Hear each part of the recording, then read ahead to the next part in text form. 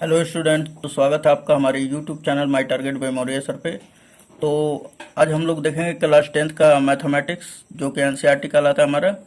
और उसमें हम लोग क्वेश्चन चल रहा था हमारा प्रश्नावली 3.7 का ऐच्छिक प्रश्नावली, ठीक है। और ये भी प्रश्नावली जो है परीक्षा की दृष्टि से बहुत ही बढ़िया होता है।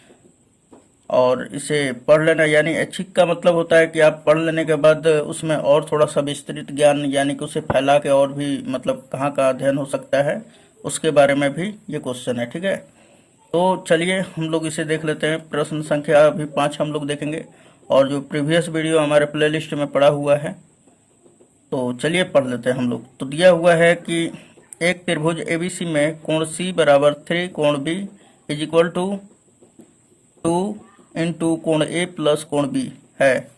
त्रिभुज के तीनों कोण ज्ञात कीजिए। तो बहुत ही सिंपल क्वेश्चन है दोस्तों। यदि आप इसे नहीं कर पाए हैं तो इसे आसानी पूर्वक हम बता रहे हैं और आप समझ जाएंगे। तो चलिए देख लेते हैं। तो चूंकि जो दिया है इस प्रश्न में वो लिख लेंगे हम लोग। तो यहाँ पे दिया है कि त्रिभुज एबीसी में कोण सी बराबर 3 कोण B is equal to 2 into कोण ए प्लस कोण बी है। तो यहाँ पे हमने लिख लिया कि चूंकि दिया है त्रिभुज एबीसी में कोण सी बराबर 3 कोण B is equal to 2 into कोण ए प्लस कोण बी। अब यहाँ पर देखिए कि लास्ट में बोल रहा है कि त्रिभुज के तीनों कोण ज्ञात कीजिए, यानी कोण ए, कोण बी और कोण सी तीनों का मान ज्ञात करना है। तो सबसे पहले यहाँ पर हम लोग क्या कर लेते हैं, मान लेते हैं, ठीक। तो हम यहाँ पे मानेंगे कि मान लिया कि कोण ए बराबर x डिग्री और कोण बी बराबर y डिग्री। और यहाँ पर क्वेश्चन एक और अराइज हो रहा है कि हम दो ही कोण को मानेंगे, यानी कि कोण ए बराबर x डिग्री और कोण बी बराबर y डिग्री। तो अब आंसर क्वेश्चन होगा यहाँ पर कि आप कोण सी बराबर क्यों नहीं मान रहे। तो यहाँ पर देखिए कि क्या दिया हुआ है कि कोण सी बराबर 3 कोण बी है ना। तो हम अगर कोण बी के जगह पे y धर दें तो कोण सी बराबर क्या आ जाएगा 3, और कोण बी के जगह पे क्या रखना है हमें y। तो यानी कि कोण सी बराबर क्या मिल जाएगा 3y, ठीक है। तो इतना आपको समझ में आ गया होगा। तो हम लोग यहाँ पे मान लेते हैं कि मान लिया कि कोण ए बराबर x डिग्री, कोण बी बराबर y डिग्री। तो हमने यहाँ पे लिख लिया कि माना कोण ए बराबर x डिग्री तथा कोण बी बराबर y डिग्री। तब हमारा कोण सी बराबर क्या हो जाएगा, तो कोण सी बराबर जो है 3 कोण बी, और कोण बी को हमने क्या माना है y डिग्री। तो यहाँ पर रख देंगे सिंपली b के जगह पे y डिग्री। तो कोण सी बराबर क्या मिल गया 3y डिग्री। चलिए अब प्रश्न के अनुसार, तो प्रश्नानुसार हम लोग लिख लेंगे यहाँ पर।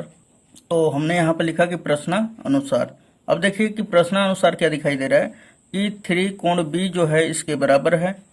और एक रिलेशन हम लोग यहाँ से बना लेते हैं। तो हम लोग लिखेंगे यहाँ पर कि चूंकि 3 कोण बी इज इक्वल टू क्या है 2 इंटू कोण ए प्लस कोण बी। अब उसके बाद जहाँ कोण बी का मान है वो रख देते हैं जो माने हम। तो कोण बी बराबर क्या माने हैं y। तो यहाँ पर रखेंगे 3y is equal to 2 into कोण ए बराबर क्या हमने माना है x। तो यहाँ पर लेंगे x प्लस कोण बी बराबर y। और यहाँ पे हल करते हुए डिग्री नहीं लिखेंगे, है ना। तो अब देखिए यहाँ पर कि ये 3y है, तो हमने यहाँ पे लिख लिया 3y। तो अब हम लोग क्या करेंगे 2 का मल्टीप्लाई x में करेंगे फिर y में। तो चलिए हम लोग कर लेते हैं। तो ये 3y इज इक्वल टू 2 में x का होगा तो 2x प्लस फिर 2 का y में होगा तो 2y। अब देखिए यहाँ पर कि 3y प्लस में इधर आया तो माइनस में। सो यहाँ पे क्या हो जाएगा 0 बच जाएगा इज इक्वल टू 2x और प्लस 2y, और ये प्लस में इधर आया तो माइनस में 3y। अब यहाँ पर ध्यान दीजिएगा कि 0 इज इक्वल टू 2x, और ये 2y में से 3y घटाया जाएगा तो फिर क्या बचेगा माइनस का y। और सिंबल माइनस क्यों आया, क्योंकि 3y क्या है बड़ा है। या हम इसे अच्छी तरह से लिखना चाहें तो इसे लिख सकते हैं 2x minus y is equal to 0। इसको हम लोग कर लेते हैं समीकरण 1। ओके। अब देखिए यहाँ पर कि चूंकि हम लोग क्या करते हैं, अगर हमें दो चरों का, अगर कोई भी दो चर का अगर वैल्यू हम लोगों को निकालना है तो कम से कम समीकरण 2 बनना चाहिए। और यहाँ पे समीकरण 1 ही मिल रहा है, और समीकरण 2 का आप यहाँ से कुछ भी प्रयोग करके नहीं बना पाएंगे, ठीक है। तो हम एक विधि और भी अपना लेते हैं, है ना। तो चूंकि हम क्या जानते हैं कि त्रिभुज के तीनों कोणों का योग क्या होता है, 180 डिग्री। तो चलिए ये बात हम लोग लिख लेते हैं। तो अब लिखेंगे, क्यों ऐसा लिख रहे हैं, क्योंकि दूसरा समीकरण हमें चाहिए, है ना। तो यहाँ पे हमने लिख दिया कि चूंकि त्रिभुज के तीनों कोणों का योग कितना होता है, 180 डिग्री। तो चलिए त्रिभुज के तीनों कोण, तो तीनों कोण कौन कौन से थे, तो कोण ए था हमारा, फिर प्लस कोण बी था, और इसी प्रकार प्लस कोण सी था, है ना। और प्लस हम इसलिए लगा रहे हैं क्योंकि यहाँ पे बोला जा रहा है योग। योग मतलब क्या होता है, जोड़। और तीनों का जोड़ किसके बराबर है दोस्तों, तो ये है हमारा 180 डिग्री के बराबर। और चूंकि हम लोग कोण ए को क्या माने हैं, यक्स, यहाँ पे लिखेंगे यक्स, प्लस यहाँ पे बी को क्या माने हैं, कोण वाई, और सी को क्या माने हैं, कोण सी किसके बराबर है, तो 3b के बराबर है ना। तो यहाँ पे लिख ले रहे हैं कोण 3 कोण बी। अब ध्यान दीजिएगा कि कोण बी का मान क्या है हमारा, तो y है हमारा। तो ये लिख लेंगे कि इक्वल टू कितने के बराबर है, 180 डिग्री के। फिर यक्स प्लस और ये y, फिर प्लस 3, और कोण बी बराबर क्या है, y इज इक्वल टू किसके बराबर होगा, 180 डिग्री के बराबर। फिर यक्स, फिर प्लस y और 3y कितना हो जाएगा, 4y इज इक्वल टू कितना हो जाएगा, 180 डिग्री। ये हमारा समीकरण 2 कर लेते हैं। अब सिंपली यहाँ पर देखिए, अब समीकरण 1 और 2 को अब हमें दो वैल्यू हम लोग ज्ञात कर सकते हैं, क्योंकि हमारे पास अधिकतम कितने समीकरण मिल गए हैं, 2 समीकरण। तो अब हम लोग यहाँ पे विलोपन विधि लगाएंगे और हल कर देंगे। तो जैसा कि यहाँ पर देख सकते हैं आप कि यहाँ पे 2x जो है x के बराबर नहीं है, तो सबसे पहले इसको इसके बराबर करेंगे, है ना, या इसको इसके बराबर करेंगे। चलिए आगे भी बढ़ के देख लेते हैं, अगर ये भी बराबर हो जाता है इसके तो भी हल कर देते हैं। लेकिन यहाँ पे देखिए ये 4y है, यहाँ पे -y है। तो आप तो सब पढ़ के ही आए होंगे, समझ रहे होंगे इसको। तो हम क्या करेंगे कि समीकरण 1 में इसका 1 का गुणा कर देंगे और इसका 2 का उठाकर समीकरण 2 में गुणा कर देंगे, है ना। तो हम यहाँ पे लिखेंगे कि विलोपन विधि से, किस विधि से, विलोपन विधि से, विलोपन विधि से। ये लिखने के बाद उसके बाद समीकरण 1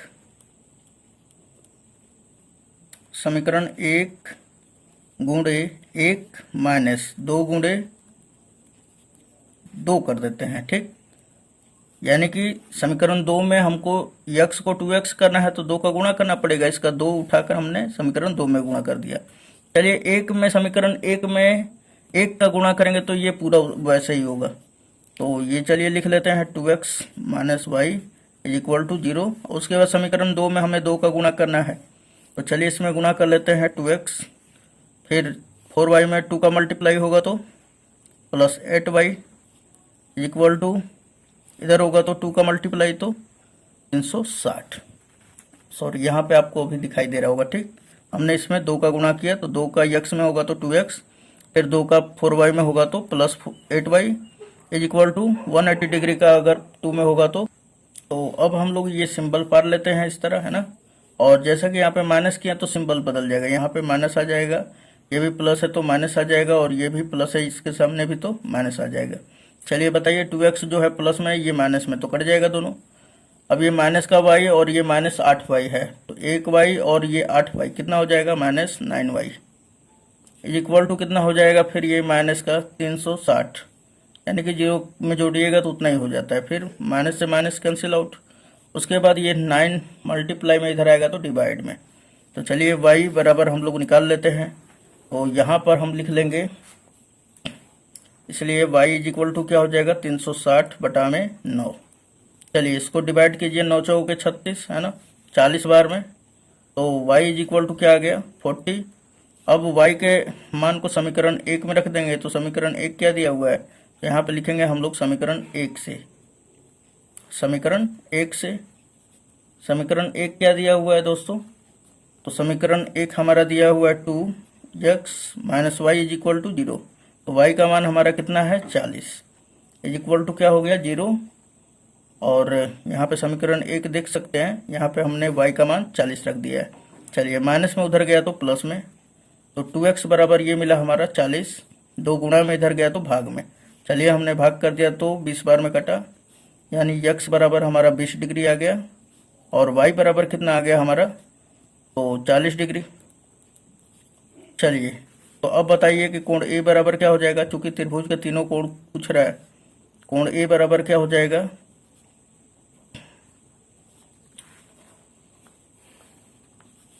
कोण A बराबर हमारा x डिग्री था, है ना, और x का मान कितना आया है 20। चलिए ये 20 हो गया हमारा। कोण B का मान कितना आया है, तो कोण B बराबर हमने माना था y डिग्री और y का मान कितना आया है 40, तो ये लिख देंगे हम लोग 40 डिग्री। उसके बाद कोण C का मान कितना आया है, तो कोण C बराबर हमने माना था 3y, है ना, और y का मान यहाँ पर रखेंगे 40, तो 3 में गुणा करेंगे 40 का, तो ये हो जाएगा हमारा 120। ओके, तो ये हमारा पूरा आंसर होगा और उम्मीद है कि ये क्वेश्चन आप लोगों को पूरा समझ में आया होगा और आप इसका स्क्रीनशॉट ले सकते हैं।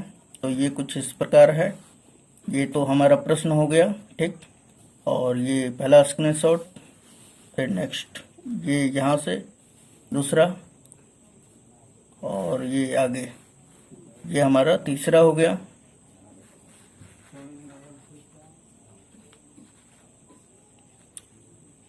यदि और भी वीडियो आप देखना चाहते हैं तो प्लीज़ इस वीडियो को लाइक कर दें और सब्सक्राइब करके बेल आइकन जरूर हिट कर दें, ताकि जो आने वाला लेटेस्ट नोटिफिकेशन होगा वो आप तक पहुंच जाएगा। तो चलिए नेक्स्ट वीडियो मिलते हैं, धन्यवाद। वीडियो अच्छा लगा हो तो अपने दोस्तों में शेयर करें और वीडियो को ज़रूर लाइक करें, क्योंकि इसको बनाने में बहुत काफ़ी मेहनत लगता है और हम आपके लिए एकदम लगे हुए हैं, ठीक है, मेहनत करने में। सो धन्यवाद, मिलते हैं नेक्स्ट वीडियो में।